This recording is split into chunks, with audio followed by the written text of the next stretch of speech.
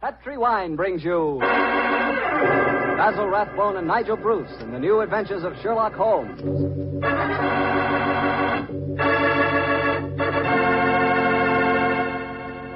The Petri family, the family that took time to bring you good wine, invite you to listen to Dr. Watson tell us another exciting adventure he shared with his old friend, that master detective, Sherlock Holmes.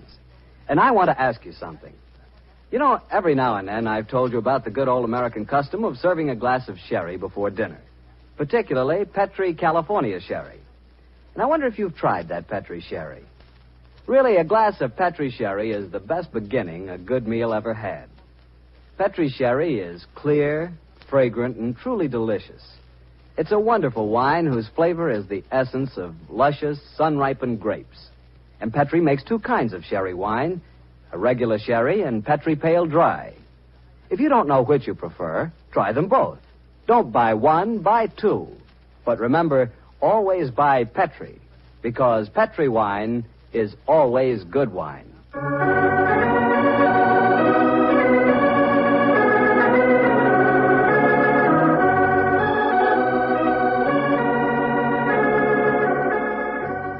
Well, I'm sure Dr. Watson's ready for us. Let's go in and join him, shall we? Come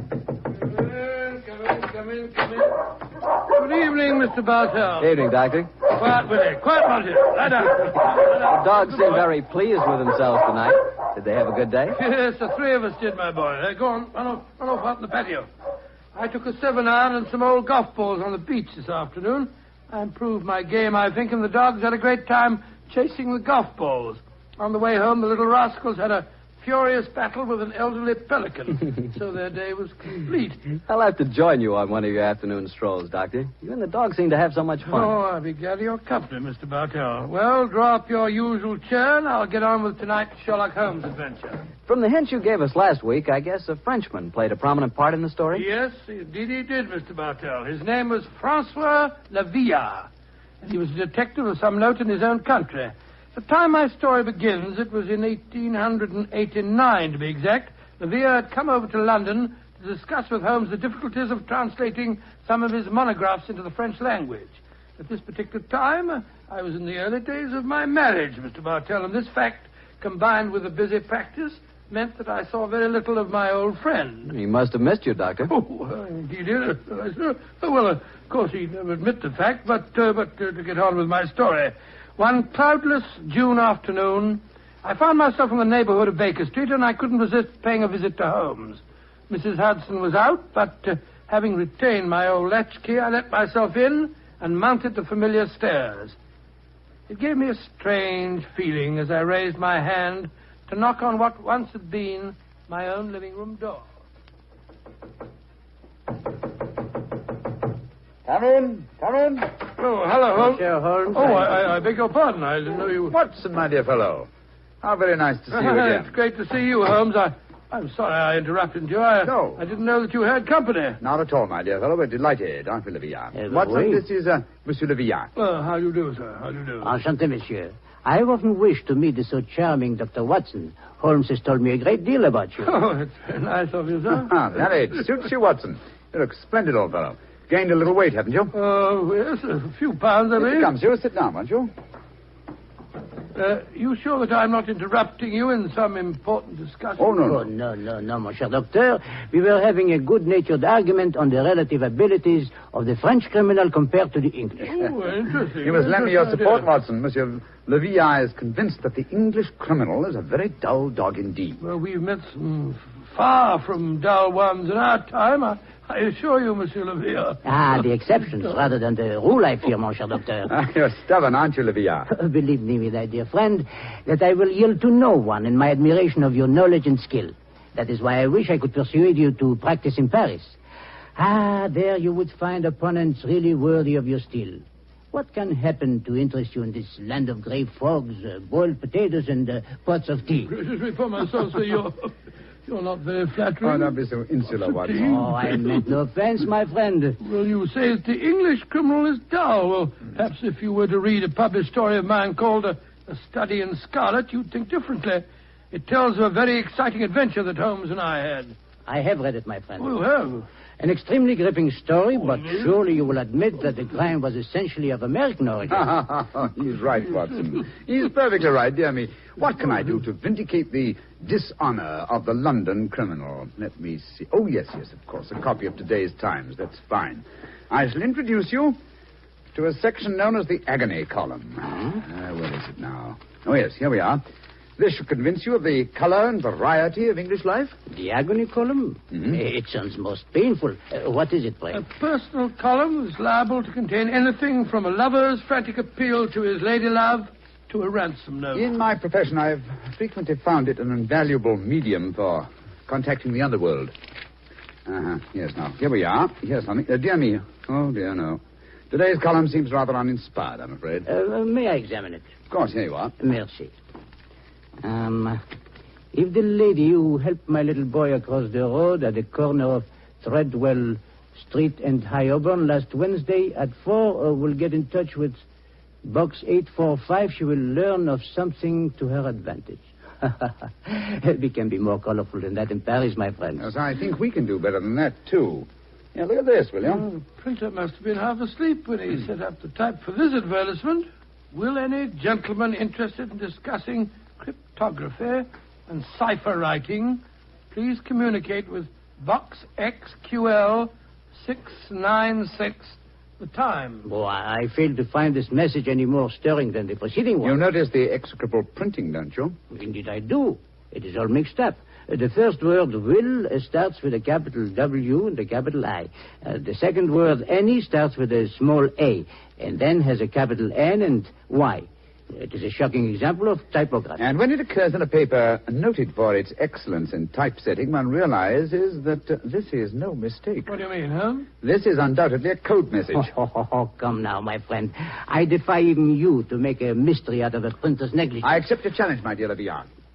If you recall, the Baconian bilateral cipher depends upon the use of two sizes of type. If we group the letters in units of 5, the arrangements of small and capital letters within the group should give us the message. Now, let's see. 2 capitals followed by 3 small gives us the letter H. Then 2 capitals, 1 small, 2 more. That gives us E. H. I still think you're trying to make an adventure out of a mere printing accident. No mere printing accident could so readily fall into one of the great traditional ciphers. Now, let's see. This message reads H-E-L, help, Q, too small, Q-U-I, quilter, help, quilter, L, too small and large, elms, help, quilter, elms, there it is, yes, penge, help, quilter, elms, penge. Help, quilter, elms, penge. What does that mean? Presumably that a man named Quilter, who lives at a house called the Elms, in the village of Penge, needs help. I see it now. A helpless victim held prisoner. He smuggles out this message as a harmless personnel, with strict instructions that it be printed on this art form. He knows that the amateurs of cryptography, to whom it is addressed, will decipher this call for help. Et voilà. Monsieur Villa, you seem ready to grant that adventure can exist in London, after all. The advantage, my dear Watson, of a more mercurial temperament than we Englishmen possess. Well, Levian, what about it? Shall we set off for Penge and rescue the ingenious Mr. Quilter from whatever dire fate awaits him in the elms? I'm all impatience. Splendid. Watson, I suppose you're too busy to join us. Too busy? Well, in your practice, I'm sure that you have patience to attend to. Yes, of course. Yes. As a matter of fact, I have 2 further visits to make today. One to a peppery old miser who has gout, and the other to a wealthy society woman who has acute attack of hypochondria, as they call it. The 2 places with them to hell with both of them. I'm coming with you, Holmes, if you want me. Bravo, Watson. Then grab your hat and coat. The game's afoot.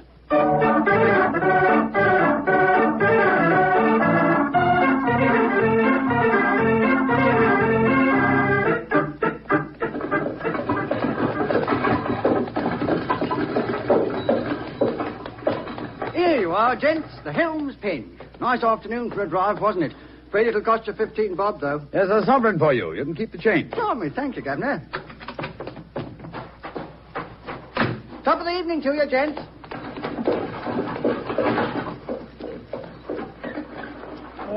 So this is the Elms, eh? Quite a bit of land for such a modest neighborhood.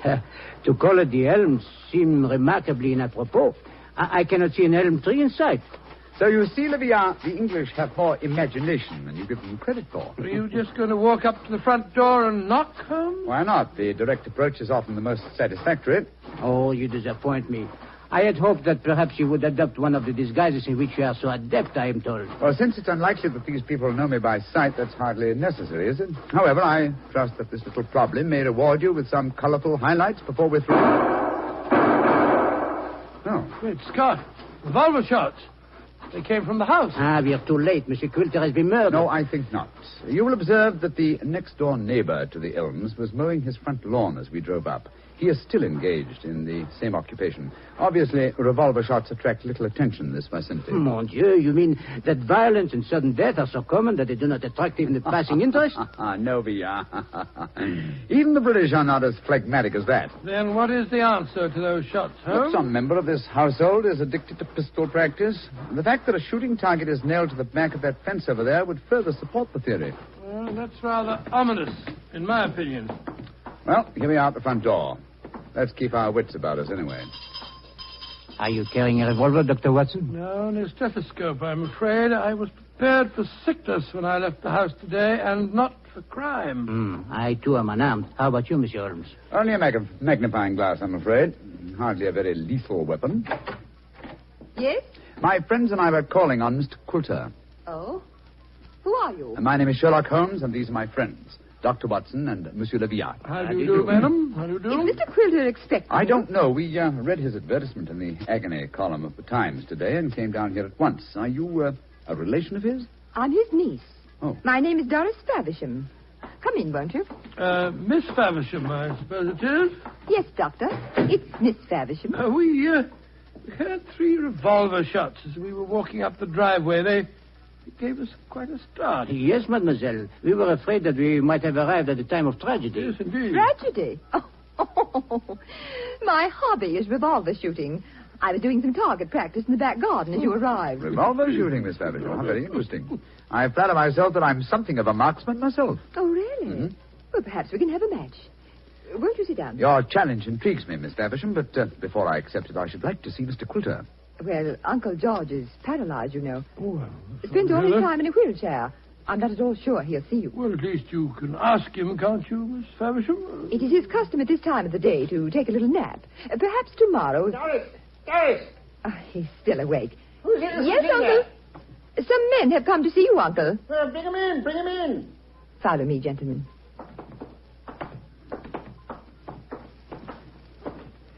Uncle, this is Mr. Sherlock Holmes, Dr. Watson, and Monsieur Leviat. and Monsieur Leviat. How do you do, sir? How do you do? Sherlock Holmes, eh? It took you long enough to decipher my message and get here, didn't it? Your brother's a much faster worker, isn't he? Oh, what makes you say that, Mr. Quilter? Received this telegram from him at 11 o'clock this morning. Read it for yourself. Oh, well, what's it say, huh? Suggest you consult my brother Sherlock, and it's signed Mycroft Holmes. Yes, Mr. Quilter, my brother is a much faster worker. Or shall we say that he suffers from the unfortunate habit of early rising. He undoubtedly read the agony column 3 hours before I did today. Don't know about that, but I've been expecting you all day. I imagine you know why I inserted that advertisement. Well, I had the impression that you were under some form of restraint, that you were in need of a rescue party, as it were. Rubbish. My advertisement was a piece of subtle bait. The only person that could decipher the message would obviously be someone who knew the Baconian cipher. Very logical deduction, Mr. Quilter. You see, I'm convinced, as any sensible man should be, that the so-called Shakespearean plays were written by Sir Francis Bacon. Oh, I see. But I felt that it needed a clever man to prove the fact. Mm-hmm. I was sure that anyone who was able to decipher my message was the man I needed. And what will it take, Mr. Holmes, to do the job? I'm a rich man. Name your fee. You mean to say that you inveigled Mr. Holmes down here just to do some research on the origin of Shakespeare's work? Oh, you needn't look so shocked, Dr. Watson. My uncle has offered to pay him a handsome fee. Well, what do you say, Mr. Sherlock Holmes? It's an interesting subject for research. I'll concede that Ignatius Donnelly and others have proved almost beyond doubt that William Shakespeare of Stratford-on-Avon did not write the plays, but I greatly doubt that Lord Bacon did. I may devote my leisure and later years to some investigation on the subject, but in the meanwhile, Mr. Quilter, I'm afraid I'm much too busy to undertake such an assignment. Please yourself. Show the gentleman out, Doris. Goodbye, sir. Good day, sir.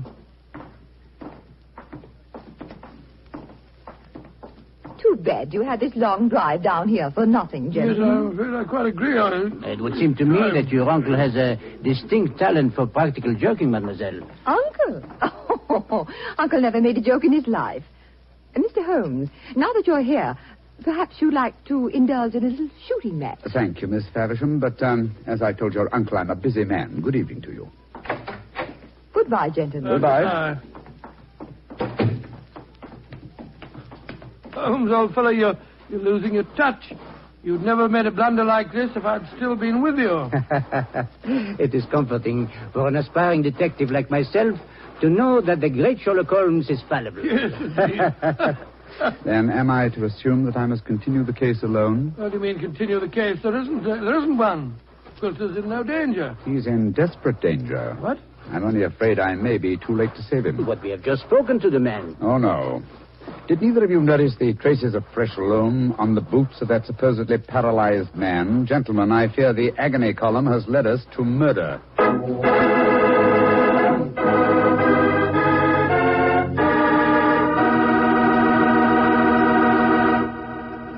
You'll hear the rest of Dr. Watson's story in just a second. Time enough for me to mention that any meal is a better meal when it's served with a Petri dinner wine. If you're having chicken or fish, use Petri California Sauterne. Petri Sauterne is a subtle, delicately flavored white wine that looks and tastes like captured sunshine. If you're having a roast or chops or any kind of meat or meat dish, then by all means serve Petri California Burgundy. Petri Burgundy is a hearty, full-flavored red wine. One of the most delicious red wines you ever poured from a bottle. Why not get a bottle of each? Petri Burgundy and Petri Sauterne. Then, no matter what you have for dinner, you'll surely have the right wine, a Petri wine. Well, Doctor, why did you have to break off your story there? Well, I had to break it off somewhere, Mr. Bartell, and that seemed to be the most exciting spot. It certainly was. I was convinced that the great Sherlock Holmes had been fooled for once. What happened next? Well, my boy, needless to remark, we did not get into a cab and go back to London, but let me pick up the story at the same place that I broke it off. As Holmes said... Gentlemen, I fear the agony column has led us to murder. Murder? There was fresh earth on the soles of his boots, you say? Distinct traces, proving that the man in the wheelchair was not paralyzed. And that man, whoever he is, was impersonating Quilter to put us off the track. And the real Quilter may have been killed, eh? I'm afraid so. Let's stop here for a moment, shall we, while we make our plans. This hedge will hide us from the house in case they're watching from the windows. Now, this isn't a hard picture to reconstruct. There undoubtedly is, or was, a paralyzed Baconian scholar named Quilter. He managed to smuggle out that ingenious plea for help, but Mycroft's unfortunate telegram gave the game away. Mm-hmm. I see it now. The people in there, holding him prisoner, forced him to reveal what he has done, eh? What they may have done to him, heaven alone knows. One of the criminals, guessing from the telegram that I might appear on the case, posed as the crippled Quilter. What's our next move, Holmes? Remember that singularly unattractive young lady skilled with a revolver? We must search the grounds as unobtrusively as we can. Search the grounds? For what? I can answer that question, Monsieur Docteur. We search for signs of the freshly turned earth of a grave.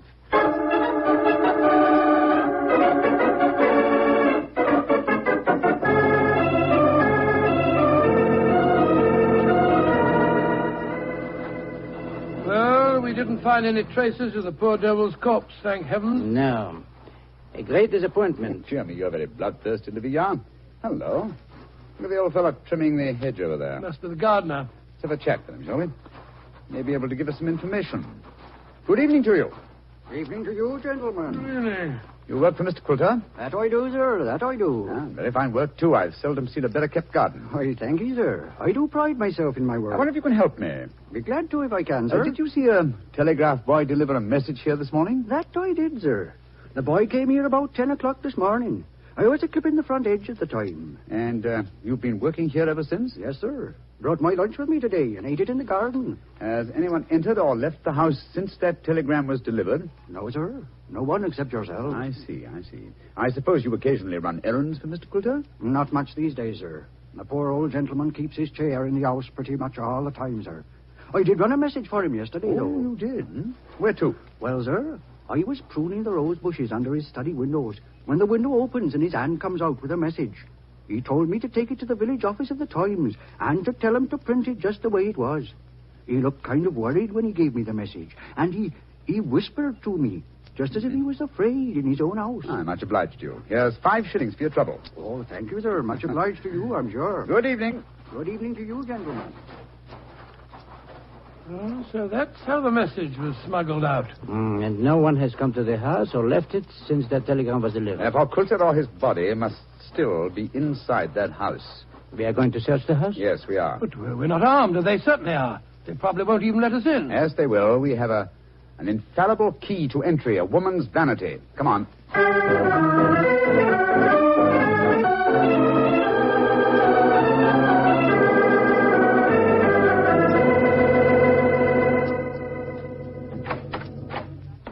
Oh, so you came back.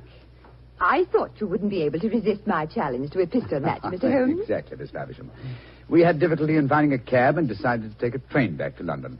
It was an hour's wait, so I thought I'd accept your challenge. Good. Come in.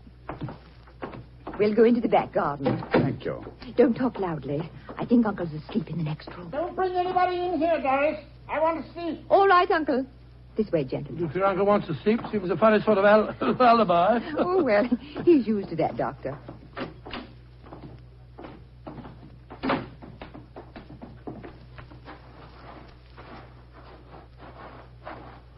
Here we are.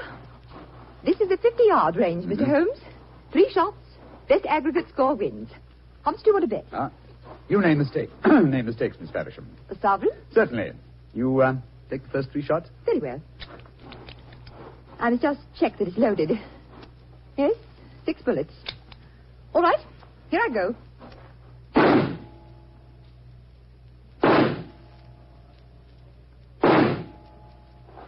Bravo, Miss Faversham. Splendid. Bullseye and 2 winners. I can do better. Your turn, Mr. Holmes. Doris, who are these men? Friends of mine. I'll introduce you in a minute, Geoffrey. We're in the middle of a match at the moment. Your turn, Mr. Holmes. The revolver, please. Here you are. Thank you. You're sure you know how to handle a revolver? Oh, quite sure, thanks. Then why are you pointing it at me? Because I want you to raise your hands above your head. You too, whatever your name is. Doris, who are these men? Put up your hands. I shan't hesitate to shoot, I assure you. Come on. That's it. What in heaven's name do you think you're up to? Finding out what became of the real Mr. Quilter. Search the man, Watson. Right you are, Holmes. VR, go to the house, will you, and search it. Yes, but of course. Hello, this man had a revolver on his hip. Keep him covered with it. Here, stand still, you. Now, sir, who are you? From your resemblance to the man in the wheelchair that we saw earlier, I should say that you're a member of the same family. We're both relatives of Mr. Quilter. That's right. My name's Davies. I'm from the Australian branch of the family. Relatives, yes. And doubtless you stood to inherit his estate in the event of Quilter's death. You moved in on this defenseless old man, terrorized him, lived off him, and finally found it necessary to destroy him. You're talking absolute rubbish. You're telling the truth and you know it. I can tell by your expressions. Move back into the house, both of you. Come on. And keep your hands raised. All right, that's it. Come on. Lead the way into the study. The man posing as Mr. Quilter is still there. We heard him call out as we came in. Yes, we might as well confront the 3 of them together. Yes, he's still seated in the chair. He seems to be asleep. Leah! Did you find anything? Not a trace of the missing men, Monsieur Holmes. Davis, what did you do with Mr. Quilter? I didn't do anything with him. Of course not. He's sitting there in that chair. It's no good lying to us. We know that man's an imposter. This is a fantastic situation. Nobody has left this house since the telegram arrived, and nobody has come to it, yet Mr. Quilter has vanished. Good Lord, how can he sleep through all this talk? You'd think he'd been drugged. Sophia! We're idiots. You are unquestionably the most promising detective in France, and some people have been kind enough to grant me a similar status in England, and yet my old friend Watson has just solved the case. Oh, well, nothing. I was just too happy to... What? Solved it? Well, how? Listen to the breathing of that man in the chair. What? He's been drugged. There sits the real Mr. Quilter, the persecuted victim who sent a Cipher message for help. The man we spoke to earlier. Was you, Mr. Davies, impersonating Quilter.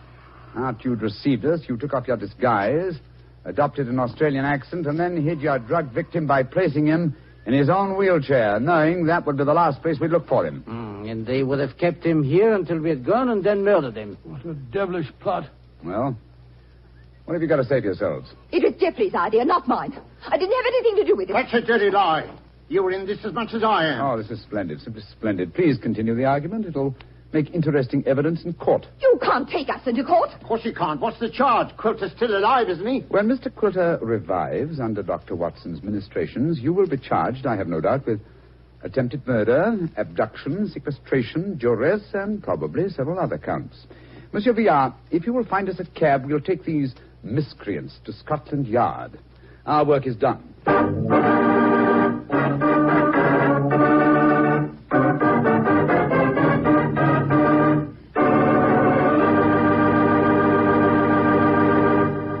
Well, Doctor, that was a fine story.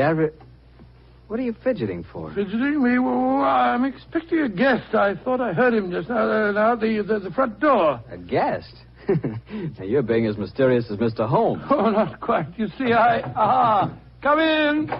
Dr. Watson, how are you old rascal? Gregory, my boy, it's great to see you again. Mr. Bartell, meet my friend, Mr. Gregory Hood. Not the Gregory Hood. Mr. Bartell, I like the way you say that. Yes, Mr. Bartell, this is the Gregory Hood. Mr. Bartell, if you listen to Dr. Watson, he'll lead you to believe I'm much more important than I am. I'm quite a simple person, really. I'm kind to dogs, just love little children, and always help old ladies cross the street. I also know how to make a fire by rubbing two sticks together. Yes, and unlike my old friend Holmes, you pretend to know very little about criminals and crime, and yet you're one of America's outstanding criminologists. So I've heard. A hobby, Mr. Bartell, a hobby. My real business is importing, headquarters San Francisco. Need any old masters? Perhaps I can sell you a nice piece of jade, or would you rather have a bit of old Balinese sculpture? No, wait a minute. This is all a little too fast for me. Yes, you learn that Gregory is a little too fast for everybody. But, Mr. Bartell, I'm sure you'll get to know Mr. Hood a good deal better. You see, as I've told you, I've always wanted to take a trip back to England, and now I have a chance to do so. But, Doctor, won't I see you again? What about our stories? Oh, I shall be back in the fall, but meanwhile, I've asked Mr. Gregory Hood to get together with you at this time every week and tell you some of his experiences. Which, of course, makes me feel very important. Mr. Hood, as you know, has been involved in many famous cases dealing in crime. His importing business and his hobby criminology are a strange combination. I learned that he keeps a diary of these cases, and it's a fascinating book. The case book of Gregory Hood. The case book of Gregory Hood. Sounds intriguing. Intriguing? It certainly is. Thank you. Well, then I can tell all our friends, be sure to listen next week at the same time and every Monday night through the summer to The Case Book of Gregory Hood.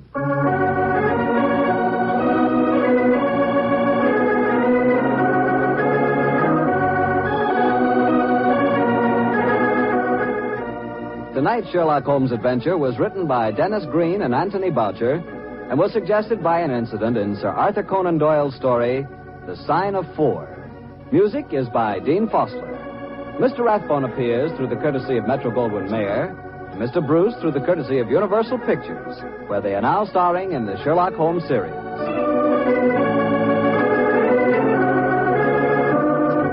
The Petri Wine Company of San Francisco, California, invite you to tune in again next week, same time, same station. Sherlock Holmes comes to you from our Hollywood studios.